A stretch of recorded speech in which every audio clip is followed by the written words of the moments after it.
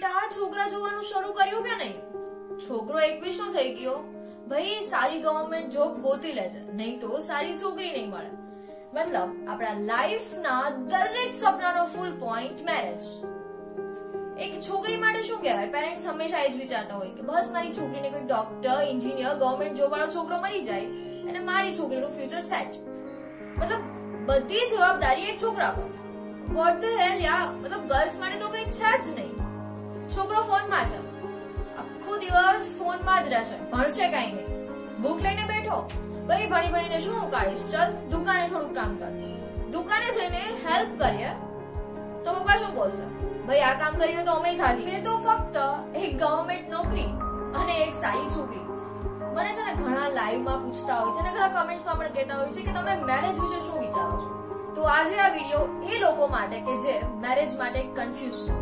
So let's start. સૌથી પહેલા થોડું ગર્લ્સ માટે. ગર્લ્સ, મેરેજનું ડિસિઝન છે ને આપણી લાઈફમાં બહુ જ ઇમ્પોર્ટન્ટ છે. આઈ નો પેરેન્ટ્સ આપણા માટે કોઈ પણ છોકરું ચૂઝ કરશે ને રાઈટ જ ચૂઝ કરશે, બટ એ પહેલા એ છોકરાનું પાસ્ટ અને પ્રેઝન્ટ શું છે ને એ જાણી લેજો.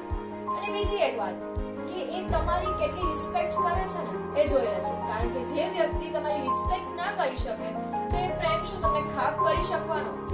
અને બીજો પોઈન્ટ એ છે કે એને તમારા ઉપર વિશ્વાસ કેટલો છે, કારણ કે વિશ્વાસ એ પાયો છે કે જેના પર આખી ઇમારત ચડવાની હોય છે. જો પાયો જ નબળો હોય તો પછી ઇમારત કઈ રીતે ટકી શકે.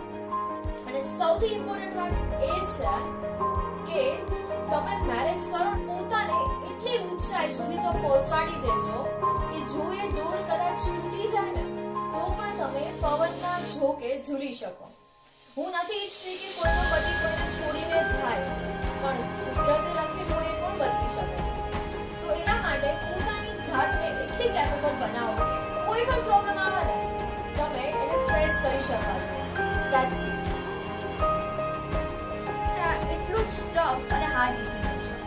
તો તમને તો હું એ જ કહીશ કે કોઈ છોકરીને ક્યારેય છે ને એના ફેસથી, એના કપડાથી પસંદ ના કરતા, કારણ કે હોઈ શકે કે છોકરી બ્યુટીફુલ હોય, સ્માર્ટ હોય, ગુડ લુકિંગ હોય, પણ એનું દિલ કેવું છે ને એ તમને ખબર નથી.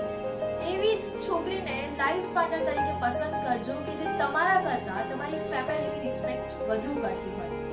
અને સૌથી ઇમ્પોર્ટન્ટ વાત એ કે એના જીભ પર તારું અને મારું નહીં પણ આપણું શબ્દ હોય. બસ આટલી જ વાતો છે. અને હા, એક સૌથી ઇમ્પોર્ટન્ટ થિંગ બોયઝ માટે પણ એ જ છે કે મેરેજ કરતા પહેલા પોતાનું કરિયર, પોતાના ડ્રીમ્સ, પોતાની લાઈફ, પોતાની ફેમિલી વિશે બધું જ વિચારજો. અને કોઈ પણ ડિસિઝન લો ને એના પોઝિટિવ અને નેગેટિવ પોઈન્ટ્સ બધું જ વિચારીને કોઈ પણ ડિસિઝન લેજો.